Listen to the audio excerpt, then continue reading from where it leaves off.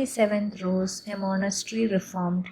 A noble man who had several daughters allowed one of them to join a lax monastery where the nuns were very proud and worldly.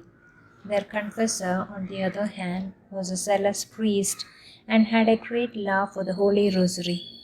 Wishing to guide the nobleman's daughter into a life of holiness and virtue, he ordered her to pray the Rosary every day in honor of the Blessed Virgin while meditating on the life, passion, and glory of Jesus Christ. She joyously undertook to pray the Rosary, and little by little she grew to have a repugnance for the wayward habits of her sisters in religion. She developed a love for silence and prayer, and this in spite of the fact that the others despised and ridiculed her and called her a fanatic. It was at this time that a holy priest who was making the visitation of the convent had a strange vision while he was making his meditation. He saw a nun in her room, wrapped in prayer, kneeling in front of a lady of breathless beauty who was surrounded by angels. The latter had flaming spears with which she repelled a crowd of devils who wanted to come in. These evil spirits then fled to the other nuns' rooms under the guise of wild animals. By this vision, the priest became aware of the lamentable state the monastery was in, and he was so upset that he thought he might almost die of grief. He immediately sent for the young religious and exhorted her to persevere.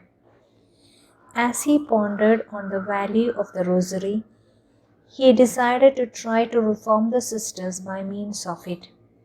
He bought a supply of beautiful rosaries and gave one to each nun, imploring them to pray the Rosary every day, even going so far as to promise them that, if they would only say it faithfully, he would not try to force them to alter their lives. Wonderful and strange as it may seem, the nuns agreed to this pact and were glad to be given the rosaries and promised to say them. Little by little, they began to give up their empty and worldly pursuits, letting silence and recollection come into their lives. In less than a year, they all asked that the monastery be reformed. Fly to Our Lady for help when the work for souls is hard. She will obtain for us the strength to open to Jesus hearts until then closed. Mother Teresa of Calcutta.